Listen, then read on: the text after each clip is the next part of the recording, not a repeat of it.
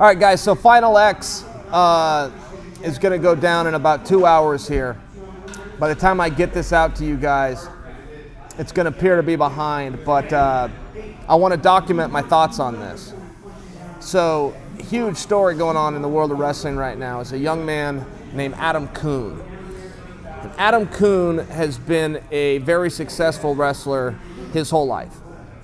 I think he was a cadet champion. I know he was a junior champion. He gets into college. He's a big NCAA star, and he comes off his college season, which ended in March, and the U.S. Open goes in April, a month later, and he enters both styles, which means freestyle and Greco-Roman. Now, that's extremely uncommon to do, and it's unheard of to do successfully in both styles.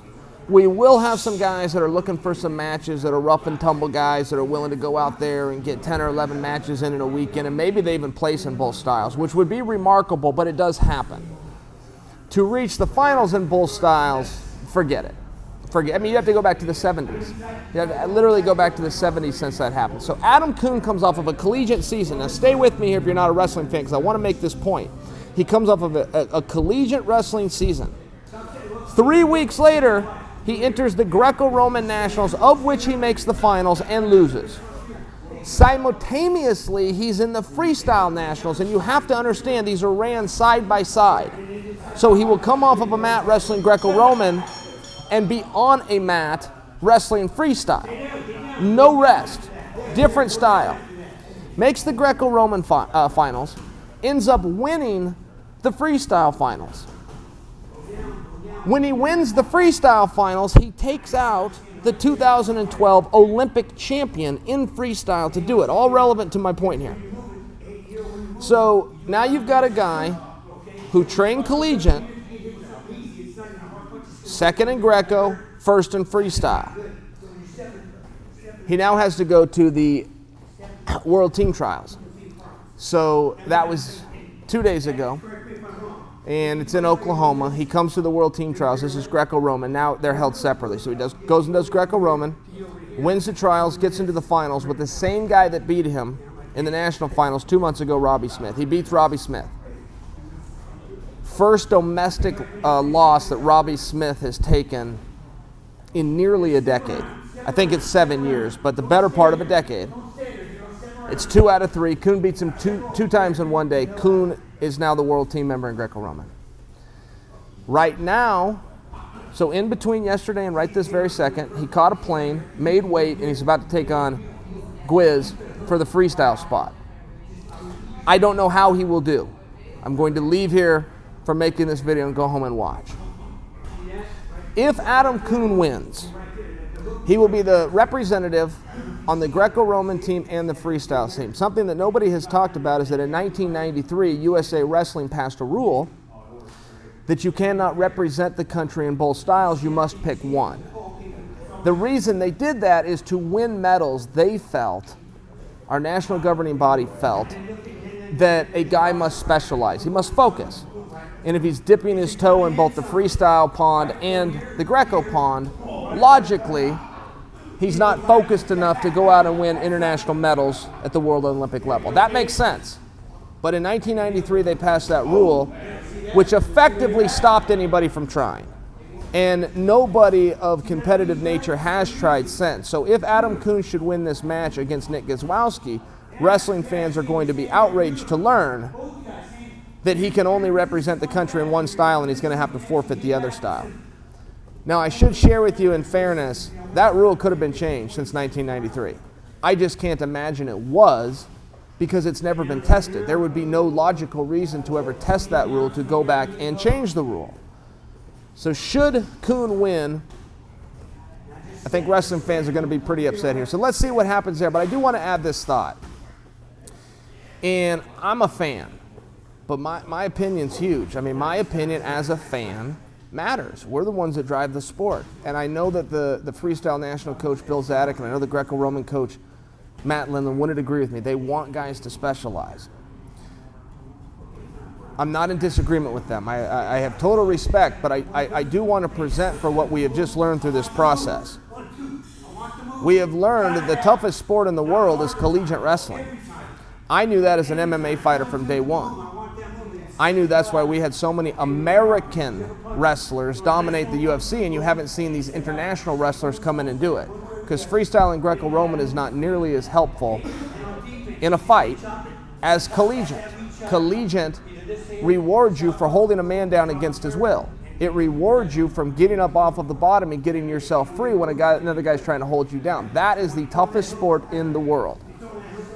And for the ideology that says you must specialize in Greco to be good at Greco, or the ideology that says you must specialize in freestyle to be good at freestyle, you have living proof in Adam Kuhn right now, who specialized in collegiate. He specialized in neither style and walked in and ran through your roster. All right, so Final X is over. Gwiz beat Kuhn. 12 minutes of wrestling, 6 takedowns to none. That's that, but it does create a bigger conversation. It really does. What's the most effective way to train? What's the hardest style? I'm convinced it's collegiate wrestling. And I say this, I don't just talk freestyle and Greco and folk style. I'm slipping MMA into the mix. I'm slipping grappling and jiu-jitsu and beach wrestling. Any way you want to do it, I'm putting them all in the mix. I think the hardest sport there is collegiate wrestling. And I think anytime you can step down, you're in a good place. I mean, I can tell you, I work so hard in training camp, so do my teammates, so that the fight's easy, right? You guys probably heard that expression, train hard, the fight's easy. Well, there's a lot of truth to that. It's a lot of truth to that. But when you can really step down just into an easier sport than what you're used to doing every day, that's a really impressive thing. We're seeing some basketball players. I'm out here in Portland. We got the Trailblazers. We're seeing a lot of the Trailblazers. Steve Blake comes to mind, retired a couple years ago, but he would always train MMA in the offseason for that very reason. He just thought MMA was so hard, and he went into basketball, and he thought he was taking a step down as far as what his conditioning needed to be and his toughness and his grit. Hard to do in MMA or in wrestling, but it is possible. And I still maintain that if Kuhn has taught us anything, and I think we learned a lot of things from Adam Kuhn here, but it's that collegiate wrestling is the hardest thing there is you can do. When you step into the other styles, regardless of the point system and some of the positions being different, you still come in with a toughness, a conditioning, a strength that just can't be matched. I really think that, and I think we've learned that. And it's an interesting position too. For USA Wrestling to get funding, from the United States Olympic Committee, they have to show they can win international medals, and that makes really good sense. I get it. I don't dispute it, but I do think there's a bigger dialogue there, which is what is most important.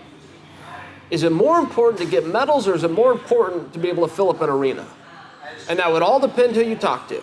But if you talk to me, I'm going to tell you it's more important you can fill up an arena.